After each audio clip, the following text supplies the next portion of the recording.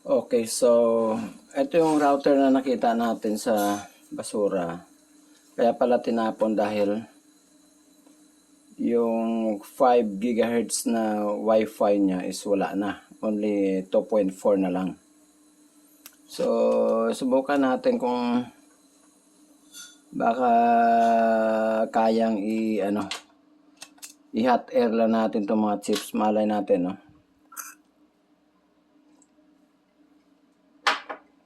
Try natin i-hot air. Basig, siya, ma-recover.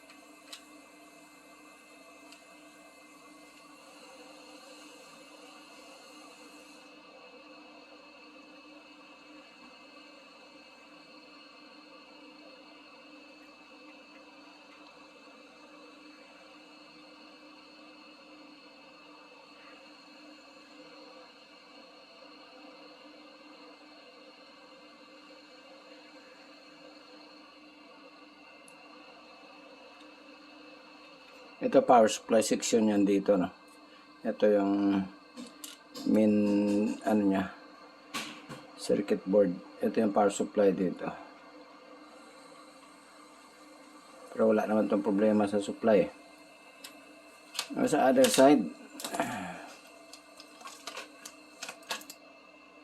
ano pa dito? Isa.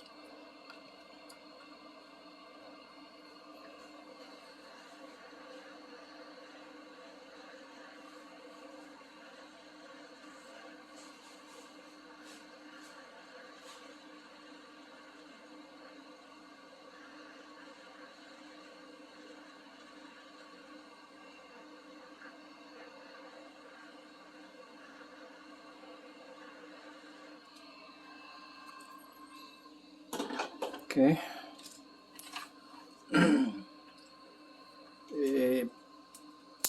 Palamigan natin konti.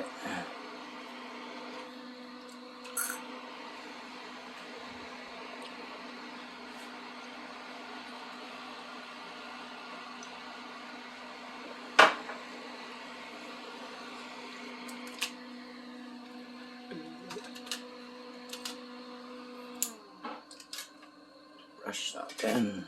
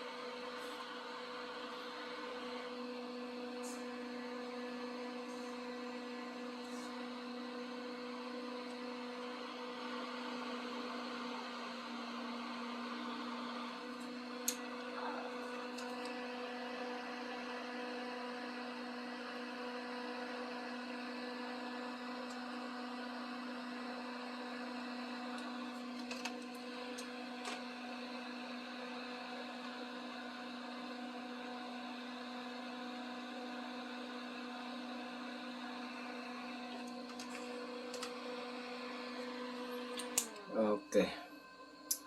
Try natin i-configure ulit, no? Dito lang siya, nakaganito lang.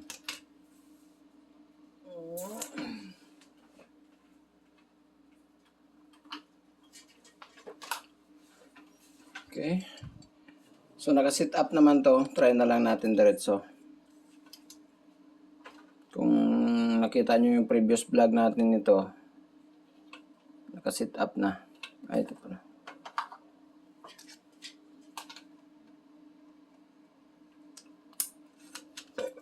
Lagyan natin.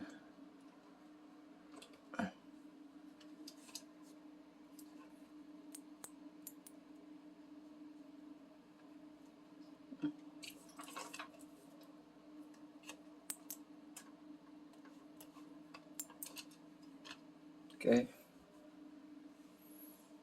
Kaya natin, diretso na natin tingnan sa Wi-Fi kung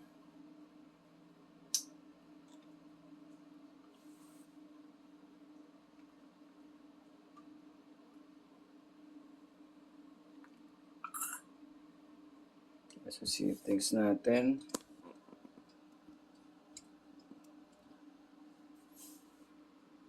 Network, internet, adapter option. Enable natin Wi-Fi. Okay. Then, sa Wi-Fi, show available network.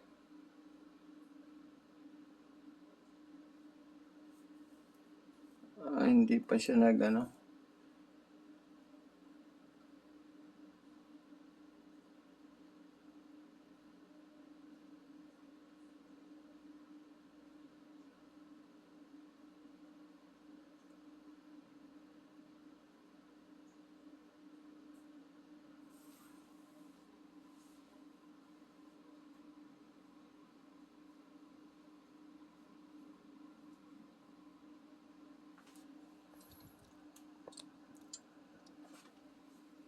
Wala na, hindi na siya makita dito sa ano.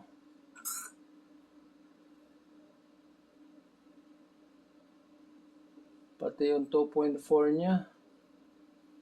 Wala na.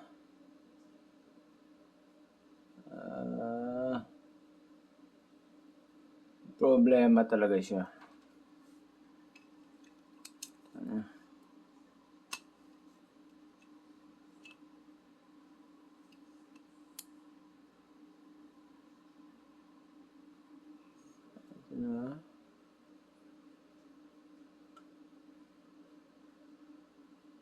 Ayan na, yung 2.4 nakita na.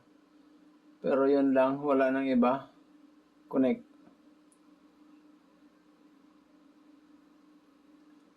Okay, connected na siya sa 2.4 pero yung 5 wala pa rin. Wala talaga siya. Oh, wala talaga. So,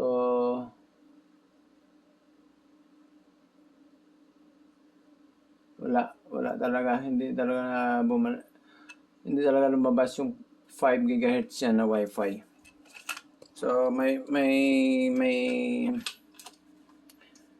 chip dito na may problema. It's either ito, itong pinaka-main niya, itong tatlo, ito kasi memory to eh. Ito, memory to. Itong tatlo.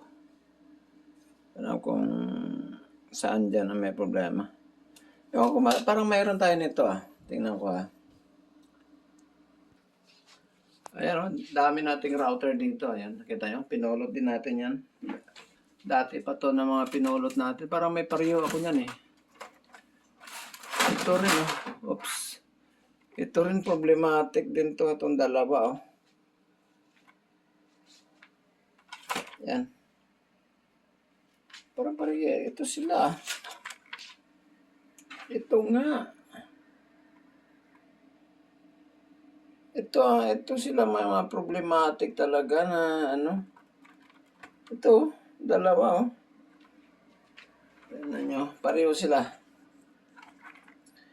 Ito, bakit ko sila sinama? Dahil pareho silang problematic. Mga bago pa ito ha.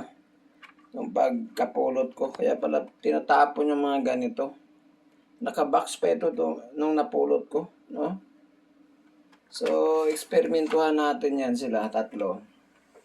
Ito, gumagana ang 2.4. Wala yung 5 GHz. So, ito naman, talagang problematic. Ito, hindi ko na ma-remember kung anong problema nito. Tingnan natin kung anong problema. Maganda to eksperimentuhan, no? Natin kung itabi na lang muna to. Basta ito, okay siya, oh. 2.4. Yan. Naka-internet na yan. Naka-internet na yung desktop natin. Naka-connect na dito. Yung desktop natin naka-connect na dito sa 2.4 na wifi niya.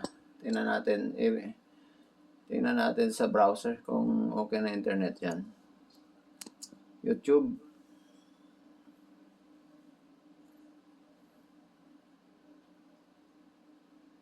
Medyo mabagal lang siya. Medyo mabagal lang siya.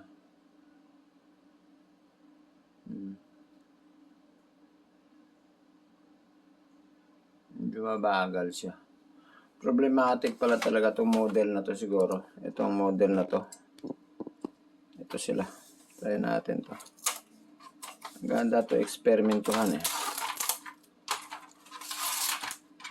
Ayan, mga bago pa. Kita nyo. Kaya pala tinatapon mga ganito.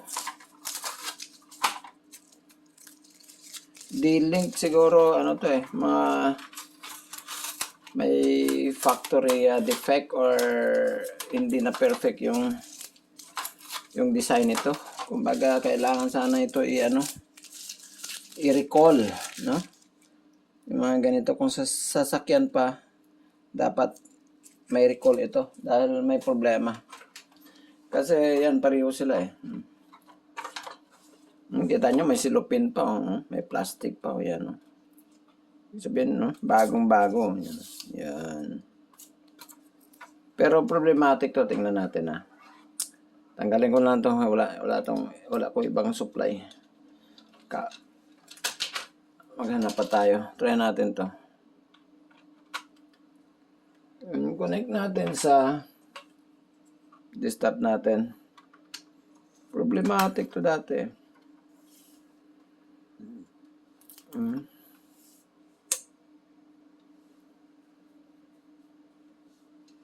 Ayan, nag-power siya pero connected naman yung LAN connection niya.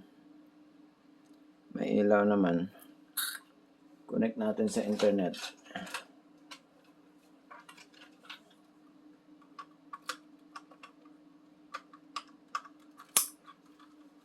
Ito na.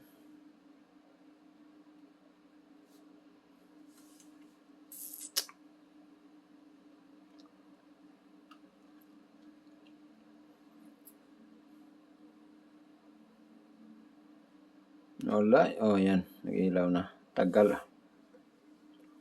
Nag-ilaw na yung sa internet niya. Subukan natin i-reset ito kasi hindi ko na ma-remember kung anong problema nito. Kung mag-reset ba siya.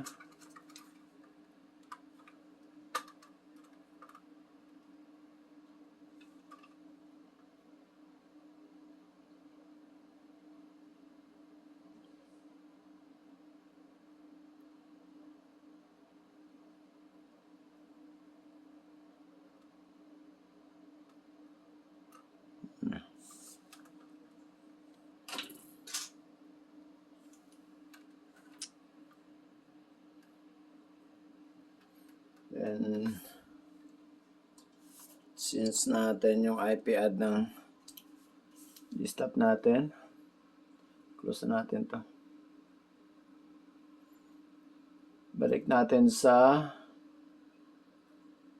192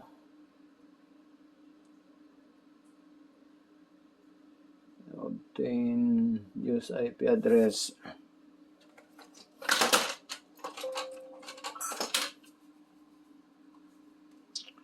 One 192.168.0.2.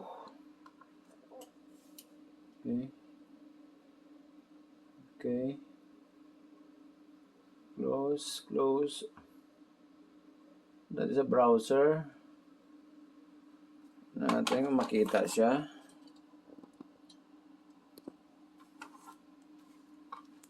One nine two dot 168.0.1.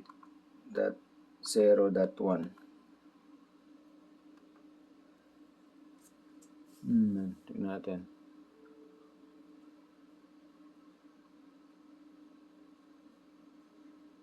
Ayan, nakita siya, na-detect siya. Tingnan natin. Yan. Next natin. Subukan natin i-set up.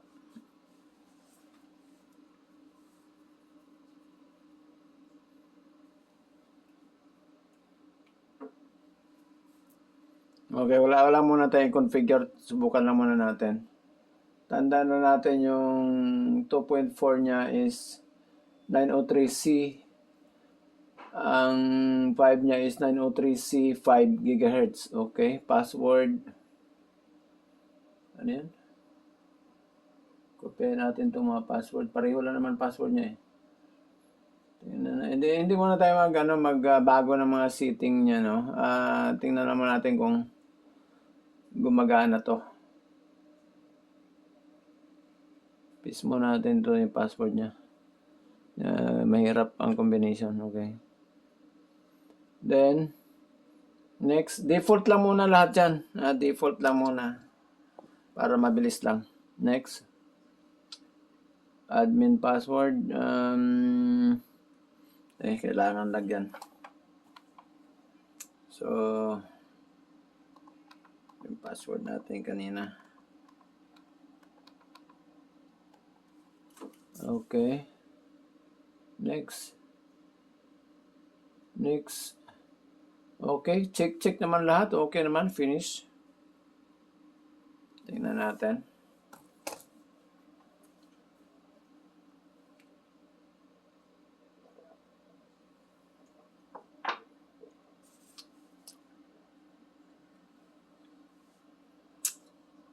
Pag may problema, eksperimentuhan natin tong tatlo. Palit-palit natin yung mga pyesa. Okay. Good naman siya, oh. Kita nyo? Check naman siya, oh. So, subukan natin i-upgrade yung firmware niya. Okay. I-connect muna natin sa internet tong desktop natin.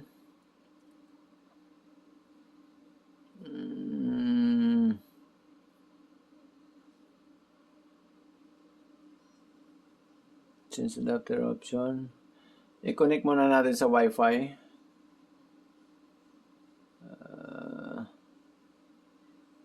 Connect sa word line muna. Okay, connected na. Then, tingnan natin i-upgrade yung ano niya. Punta tayo sa management. Dito sa upgrade. Check for new firmware. Checking. Okay, mayroon. So, yan, automatic magda-download yan. Download new firmware. Ayan, nagda-download siya. Yan, diretso niya na i-load dito sa router. Tingnan natin. Okay, so I think okay na siya. Nag-close na siya automatic. Try natin.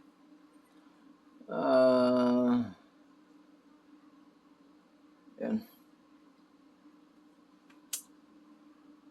Open natin. Ayan. Password natin.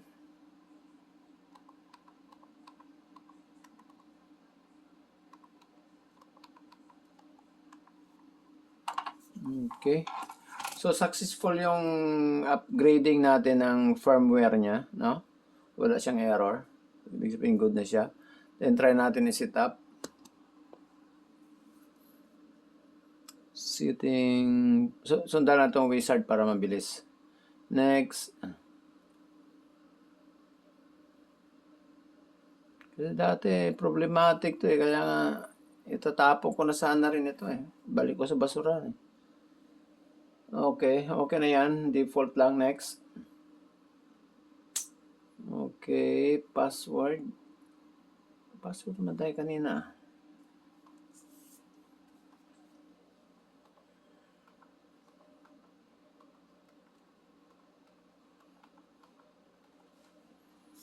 Okay, next. Okay. Next. Okay. Ayos naman lahat. Check naman lahat. Walang error. Finish. Then restart siya. Tingnan natin. Baka nag-okay na siya ngayon ha.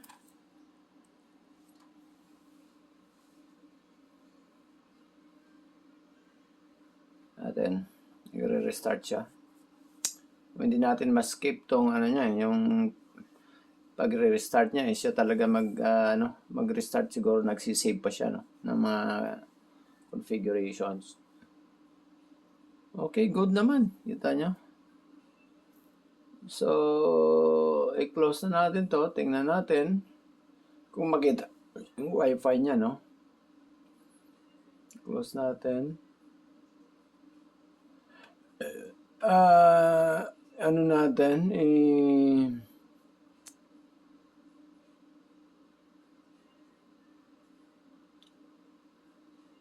Off natin yung internet natin muna para sigurado din. Ito, Wi-Fi, show available network. So, dapat makita dito. Ito, wala oh. Ito mga problema nila. Tama, wala siyang Wi-Fi oh. Ay, hindi, dito. D-Link C. Ay, ganun pa rin. Ang 5 yung wala. Ito, 2.4 ito. Itong D-Link 903C. Nakita niya? Yung D-Link na ito D-Link 903C. Ito yung 2.4. Yung D-Link 903C5 yata yon gigahertz, wala. So pareho sila ng mga problema. Ito yung mga problema pala nito, kaya tinatapon yung mga ganito, no? Pareho sila ng mga problema. Pareho yung mga problema nila. Walang naka-dual band pero single band lang yung gumagana. Okay? So, wala. Ganun pa rin. Try natin, i-connect natin sa Wi-Fi niya. Ano yun? Ito. D-Link 903C. Connect. Password natin is, ano yung password niya kanina? MVZQ.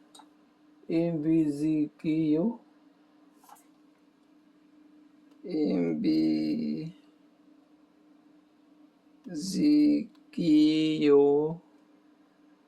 43700.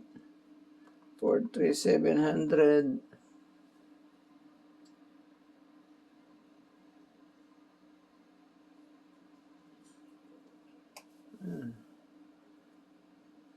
I put check.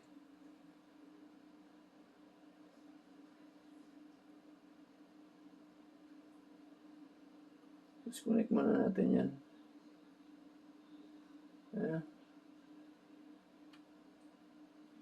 Connect.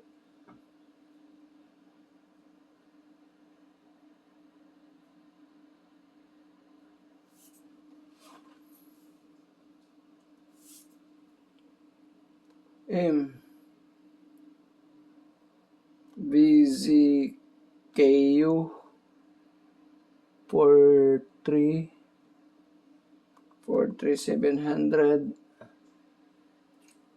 MVZ 700. Okay, next.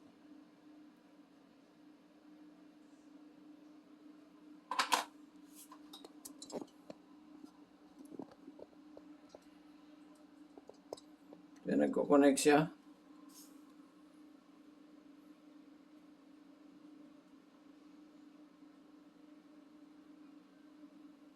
Ayan, connected siya, no? Sa 2.4. So, try natin open yung browser.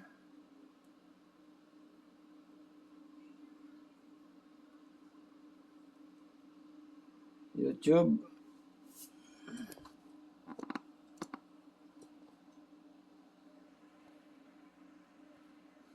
At okay naman siya, no? 2.4. Pero medyo mabagal siya, oh. Ayan. Medyo mabagal siya. Try natin, eh. Yan, oh. Loading. Wala. Problematic talaga itong model na to.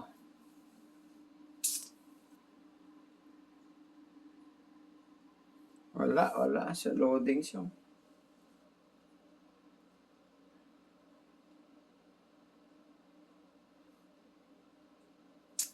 Okay, so pare-pareho sila ng problema, guys, no? Ayan, tatlo na yan.